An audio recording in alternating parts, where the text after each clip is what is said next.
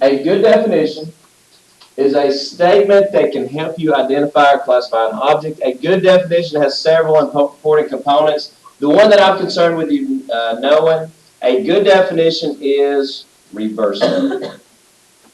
That means it is a true biconditional. A good definition is a true biconditional.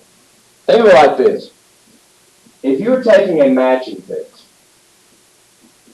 you really want your words to match just one item in this right column. You really want your word to match just a single definition, because if a word could go with multiple definitions, that'd be a pretty tough test to take. So a good definition is reversible. You can look at the word, you know what the definition is. You can look at the definition, you know exactly what word that it matches. The second one, and we'll go through the other ones. A good definition is precise. Good definitions avoid words such as large, sort of, almost, kind of, approximately. A good definition uses clearly understood terms. The terms should be commonly understood or already defined. And to me, math books need to take their own advice. Because a lot of times a math book will describe a word or define a word with hard to understand other words. Okay, good definitions are easily understood. Okay, are as plain as you can make them, to where just anybody about could understand it. They have just the most basic understanding of it. Show that this definition of perpendicular lines is reversible, then write it as a true biconditional. Definition, perpendicular lines. If a line is a perpendicular line, perpendicular line. And this is a conditional statement.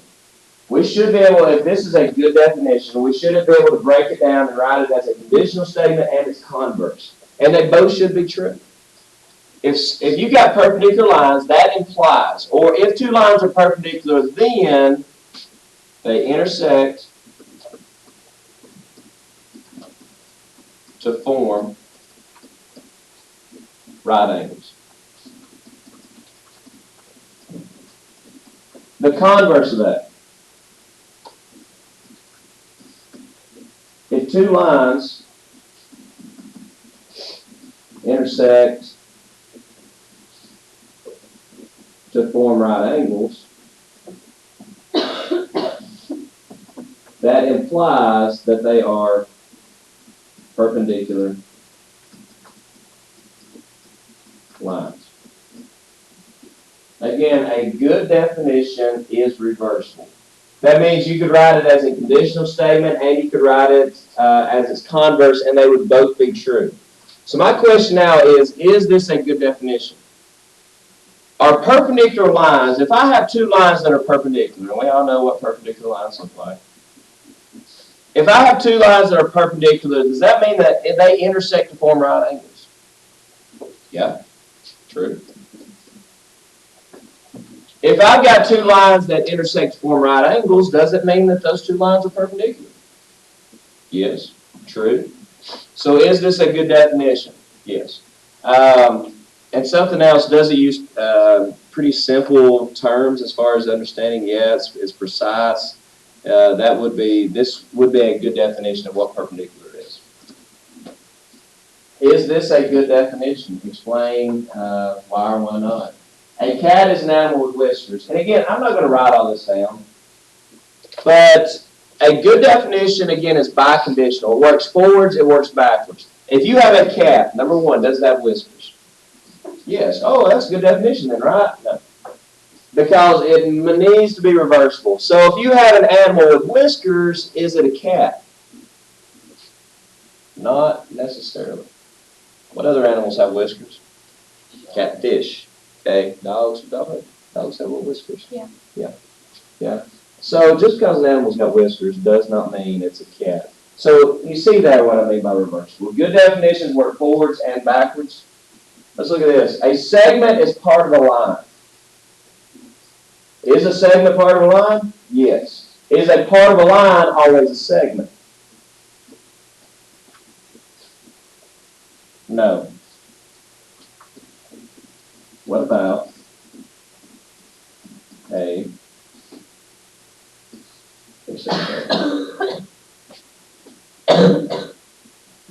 to be part of a line? Array. What about array?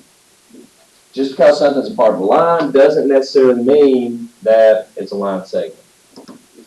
Next one, a square is a figure with two pairs of parallel sides. Good definition. Does a square have two pairs of parallel sides? Yes. If a figure has two pairs of parallel sides, is it a square? No, not necessarily, because you also have parallelograms. How about rectangles? Okay. Rectangles are parallelograms. You have just a basic parallelogram. Those are parallel. Those are parallel. That's not a square. You have rhombuses. Those are not squares, but they have opposite sides parallel. That's enough of that. And there's a lot of those. Okay, deductive reasoning. We talked a lot about what inductive reasoning is. Inductive reasoning, 2, 4, 6, 8 blank. That's inductive reasoning, to where you're trying to use patterns. You're trying to use previous knowledge to come up with some sort of new knowledge. Now we're going to start talking about deductive reasoning. And in geometry and in life, deductive reasoning is the way to go. Let's stop and learn a life lesson real quick. Just because something appears to be true, just because the series of events line up and it is just overly obvious that something is true, doesn't mean that it's true. You're using, a lot of people, and you know this as well as I do, a lot of people overuse their inductive reasoning. And what I mean by that is they'll see, well, these series of events, they line up, and they've watched enough soap operas to know that it is obvious what is going on here, right? And you hear that all too often. They're using inductive reasoning. They're using previous knowledge. They're using patterns and series of events to try to connect them somehow to see that, well, obviously this is what's true. That's inductive reasoning. Deductive reasoning uses proof. It's obvious. We know that it's true because of this. Here's some examples. Andrea knows that Robin is a sophomore and Ted is a junior. All the other juniors that Amanda knows are older than Robin, because Robin's a sophomore and Todd's a junior. All the other juniors that Andrea knows are older than Robin. Therefore, Andrea reasons inductively that Todd is older than Robin based on past observation. Well, it's obvious. Yeah, it has to be older. Right? That's inductive reasoning. Just because it looks like he's older, is there a possibility? Okay, Robin's a sophomore. Todd is a junior. All the other ones that they know is older, but does that mean that necessarily that Todd is older? What if Todd's a brainiac? Todd's only 5 years old. But that he is so smart that they advanced him all these years and they put him in the junior class. Just because Todd's a junior and all the other juniors are older doesn't mean that Todd's older. Okay? That's inductive reasoning. And like I said, inductive reasoning has several flaws. Deductive reasoning. Andrea knows that Todd is older than Chan. Okay, let me put this down. So you got Chan and you got Todd, which is older. She also knows that Chan is older than Robin. Chan is younger than Todd. Chan is older than Robin. So what's the relationship between Robin and Todd? Todd's older. Could we prove this? Yeah, that's deductive reasoning. Andrea reasons deductively that Todd is older than Robin based on accepted statements. We're not assuming anything. Okay, we're not using observations. We know that Chan is older than Robin. We know that Todd is older than Chan, so obviously Todd is older than Robin. There's absolutely no way around it. Has to be true. That's an example of deductive reasoning. Some laws that we use when we reason inductively. Your first law is called the law of detachment. If P implies Q is true, here's what I would write instead of writing all that down. Law of detachment, I'd write that, what it's called. If P implies Q and P is true, then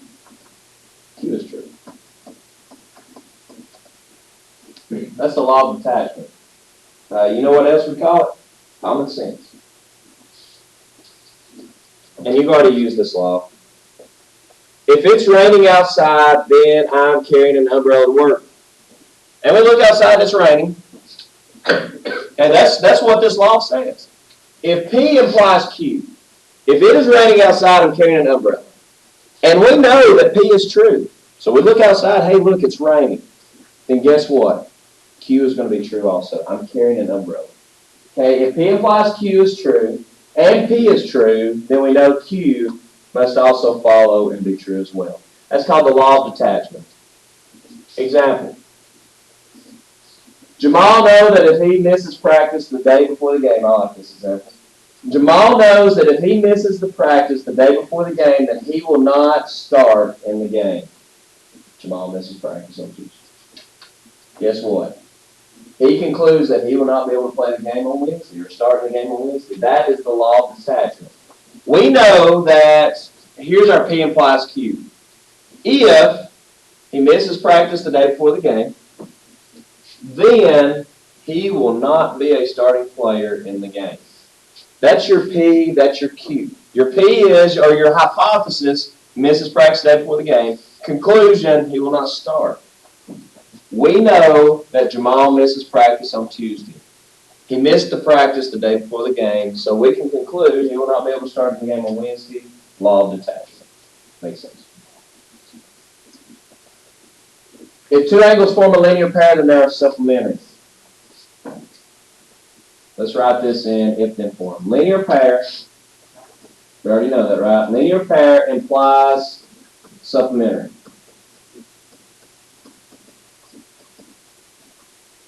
P implies Q. A and B are supplementary.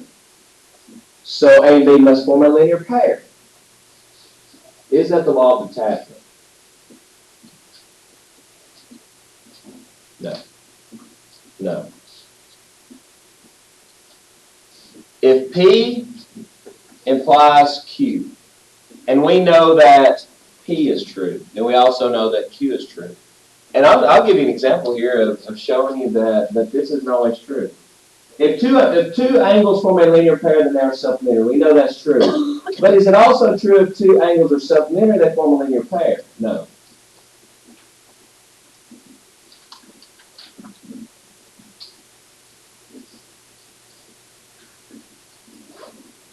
Is that a linear pair? No. No. Those two angles are separated. They don't form a straight line. Now, if I push them together, that would form a straight line. But that, as it is drawn, is not a linear pair. Okay? Like I said, if I shoved it over a little bit, yeah, it's a linear pair. But just because two angles are supplementary does not mean that they form a linear pair. Okay? It says if P implies Q is true, and we know that P is true. Is that what they tell us right here, that P is true? No, they tell us Q is true. And if we know P implies Q is true, and we know Q is true, we cannot assume that P is also true. Example, go back to the one I just said. If it is raining outside, then I will carry an umbrella to work. If I carry an umbrella to work, does that mean it's raining outside? No. Do you remember why I carried it? It's my favorite umbrella. Has absolutely nothing to do with it raining outside. Just because Q is true does not mean that we can assume that P is true as well. The converse doesn't always work that way. The law of syllogism. The law of syllogism. If P implies Q, and Q implies R, then P implies R. I like dominoes.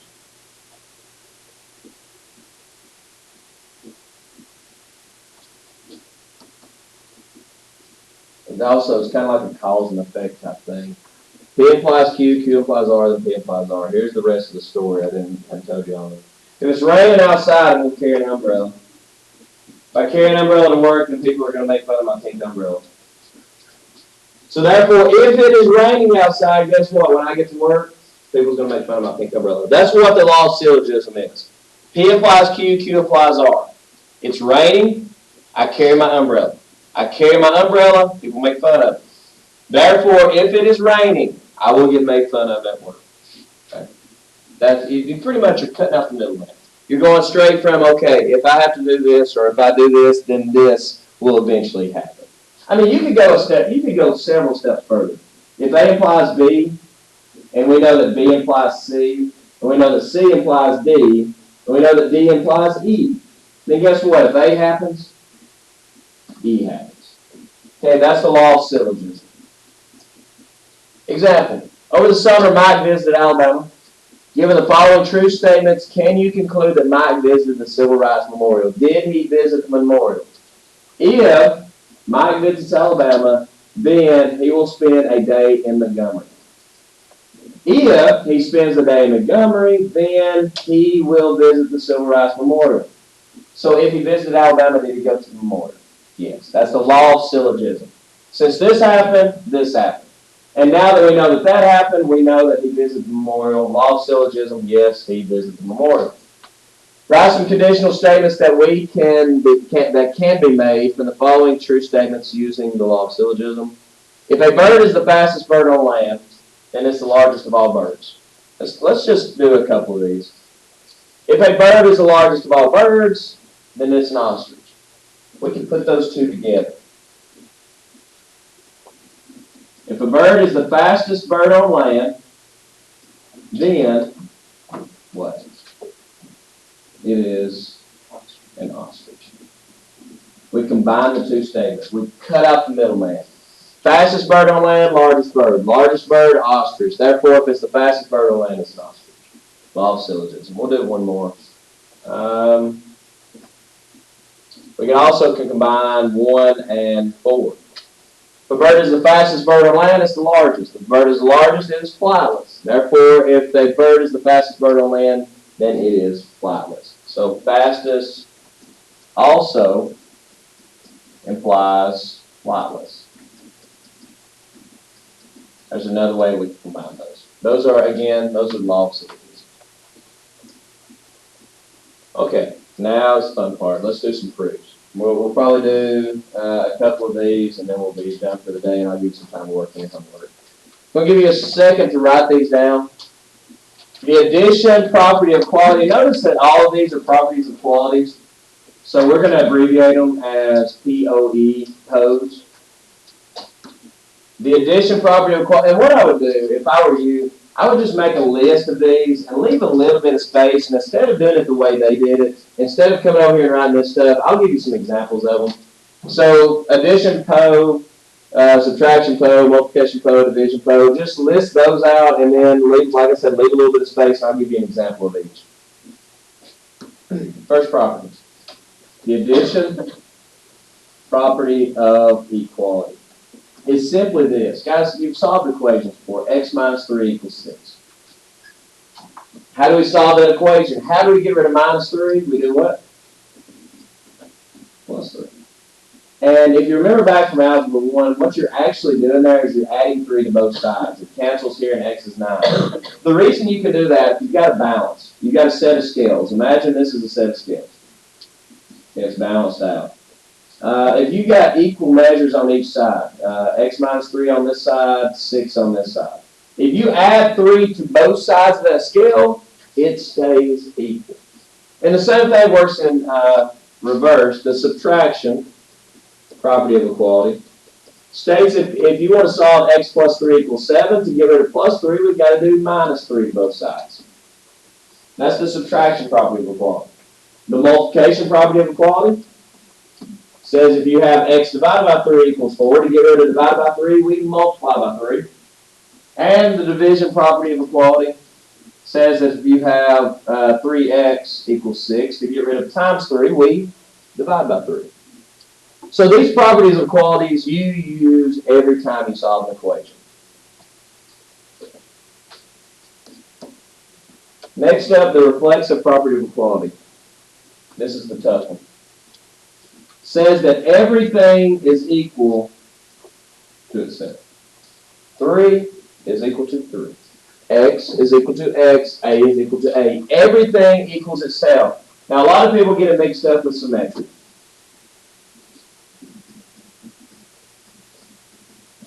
Let me show you when you actually use symmetric. Again, you use it every time you solve an equation.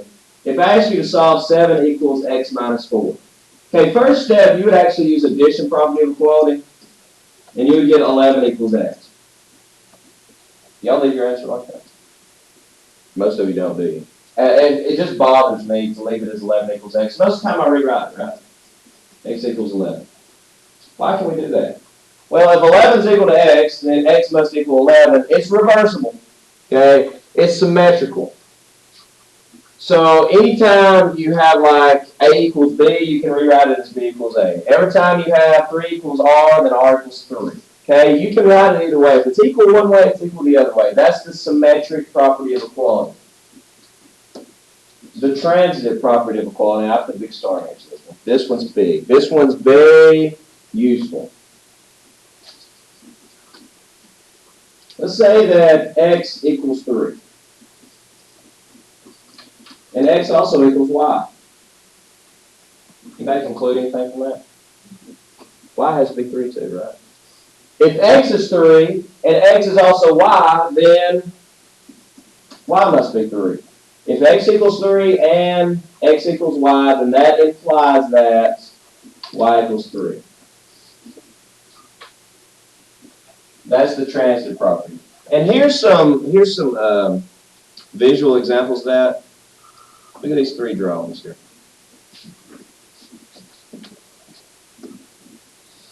The reflexive property. Gene is the same height as Gene. Reflexive. Everything is equal to itself. The symmetric property. If Gene is the same height as Pedro, then Pedro is the same height as Gene. It works forward, it works backwards. If it's the same height this way, then it's going to be the same height backwards. Transitive property. The important one. Gene is the same height as Pedro. Pedro is the same height as Chris. So that means Gene and Chris must be the same height as them. Okay, that's your transitive property. And your last property, last 2, excuse me, substitution. I forgot about substitution. Like I said, you use every one of these. If X plus Y equals 4 and X equals 1. What can I do with that 1? Put it right there. If X plus Y is 4 and I know that X equals 1, then I know that this implies that 1 plus Y is equal to 4. That's the substitution property. Substitution property of equality. It states that if one thing equals something else, like X being 1, then everywhere I have an X, I can take it out and I can put in 1. And the last one, the distributive property. We've used it several times this year. If 2 is being multiplied by X plus 3, notice I said 2 is being multiplied by X and by plus 3 because 2 is being multiplied by X plus 3. So therefore, 2 is being multiplied by X and 2 is being multiplied by 3.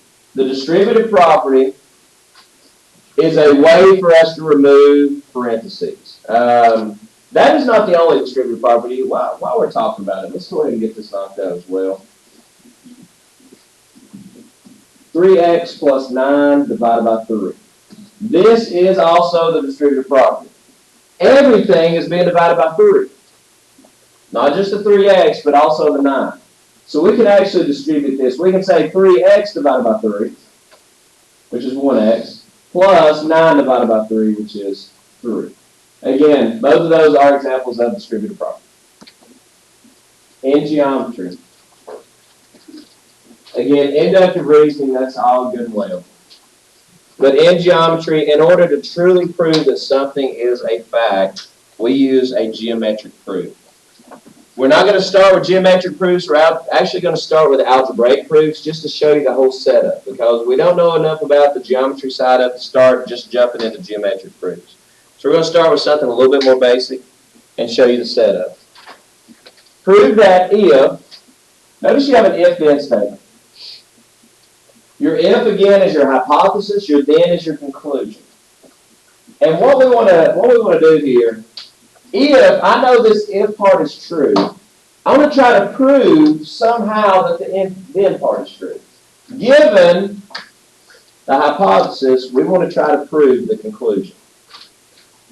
We do this with what's called a two-column proof. And here's what it looks like. On your paper, just draw a big T.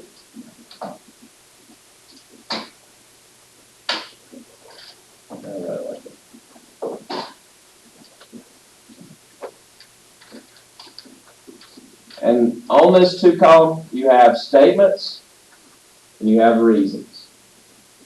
And the reason we have reasons is because we're using deductive reasoning. And anytime you're using deductive reasoning, you have to tell, well, not only do I know this is true, but this is why I know this is true. You have to give reasons that back up your statements. Now, what are those reasons? Anything that we previously know. Anything that you've been taught in the past, all those things are the reasons that we can give. Your first statement will always be what you're given. You're given that -5 times x plus 4 is equal to 7. The reason for that is that it's given. Your first line will always be what you are given. Your first reason will always be given. Okay?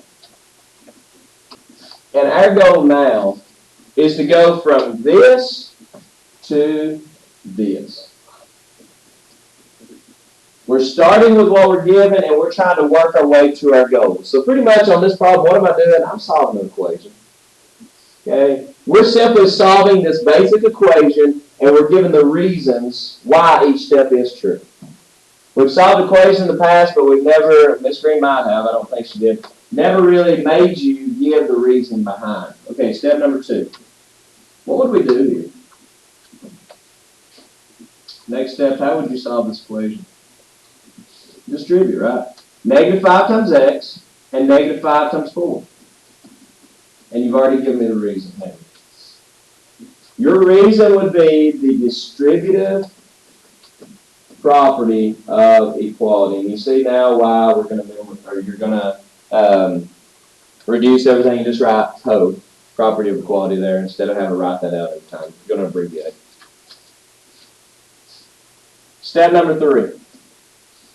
What would you do? What would you get rid of next? The -20, right? By moving it to the other side, you now have -5x equals 90. And what you really did there, to get rid of -20, you went over to the other side and did +20. But in all actuality, you did +20 to this side and you did +20 to this side. You kept it equal. When you added 20 here, it canceled that out. When you add 20 here, it turned into 90. So what property is that? Addition. You added 20, so that's the addition property of equality.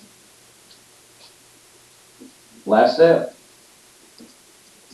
To get rid of -5, we're going to divide, and I now have x equals -18 by the division property of equality. And notice something. Our goal was x equals -18. We've accomplished our goal. We have completed that proof.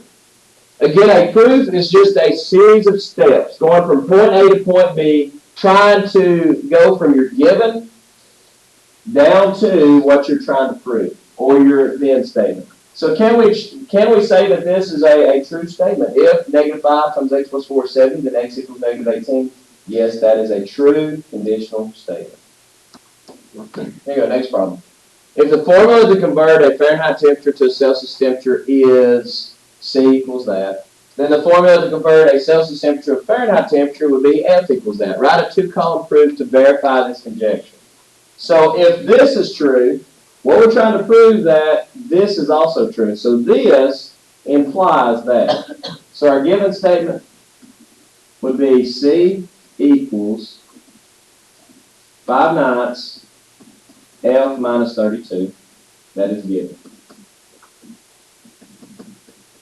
And again, we're trying to prove that F equals 9/5 C plus 32. Let me teach you something about basic algebra. We could have actually used this exact same thing on the last problem, and it would have been much easier. Guys, you don't always have to use the distributive property. Here, it's going to make a mess. It's going to make a bad mess.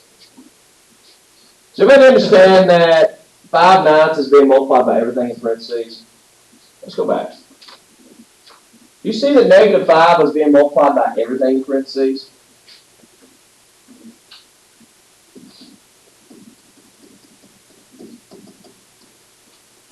We drilled it in your brain just because we didn't want any confusion back in Algebra 1. We wanted everybody to understand, didn't want to throw anybody for any loops. So we drilled it in your brain that anytime you saw a number outside parentheses, you just distribute it properly.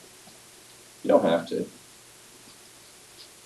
-5 is being multiplied by the entire left side. Does everybody understand that? It's -5 times all of this.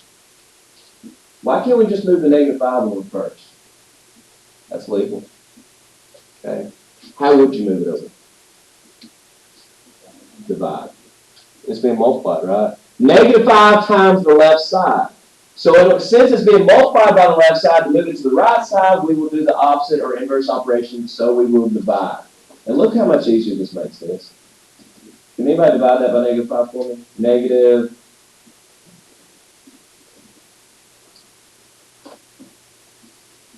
See how much quicker that would have been? Now, when do you use this? I'll show you another example in a second that you can't use it on. But since it's being multiplied by all this, we divide. Now we only got one more step. So that proves that we just did. Instead of having that many steps, we could have had 2 steps and we'd have been there. We could have done divide by -5 by the division property of equality. And then we could have got rid of the +4 by doing the subtraction property of equality and would have been finished. That was another way to prove that. Now let me throw a monkey wrench in this thing. You can't always do that.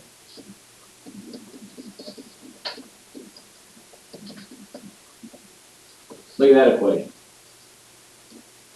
I want to get rid of the 3 by dividing. So can I just move the 3 over to the right side and divide the right side by 3? No. The reason being is 3 being multiplied by the whole left side? No. So should I go to the right side and divide the whole right side by 3? No. It's not going to be legal. You have 2 options here.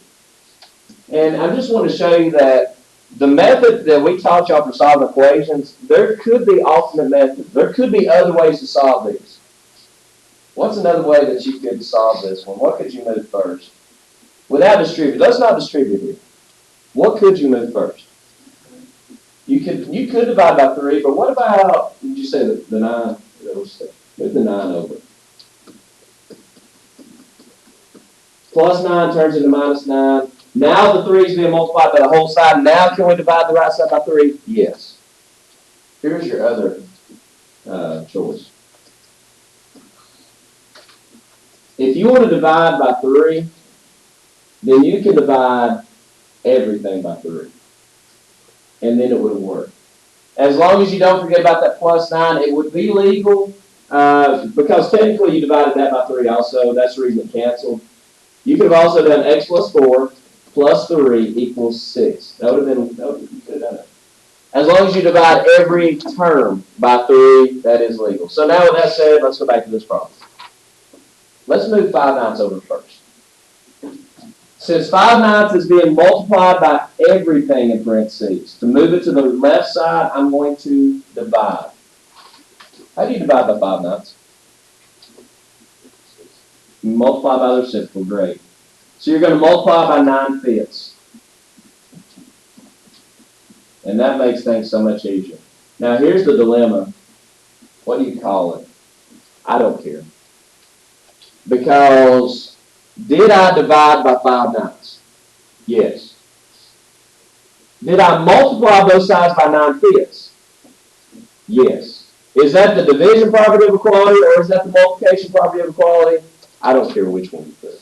Because to divide, you multiply. You talk to some math teachers, professors, not more professors, college professors, they'll tell you there's no such thing as division. Division is multiplicative, multiplying by reciprocals. And like here, you see an example of that. Did we divide by 5 nines? Well, yeah, but to divide, you multiply. How do you divide by 2? Well, you take half of something, right? How do you divide something by 4? Well, you take a fourth of it. You multiply it by 4. So some people will give the argument there's really no such thing as division. And those same people will say, and there's no such thing as subtraction. You're adding opposites. You have $9 and you're going to take 4 away. Well, what are you actually doing? You're adding negative $4 to that $9. So you can make an argument there's really no such thing as subtraction either. It's just adding negatives. But anyway, back to this. So we'll call it, I'll put it like this, multiplicative or division property of equality. You take your pick, whichever one your favorite is, go for it. Step number 3. Now it's easy. Just move the minus 32 over. So you now have 9/5 C plus 32 is F. What property is that? You're at a minus 32, you're going to do addition, property of equality. And we are not done. Because we don't have F equals 9/5 C plus 32. That's not what it says. It says 9/5 C plus 32 equals F.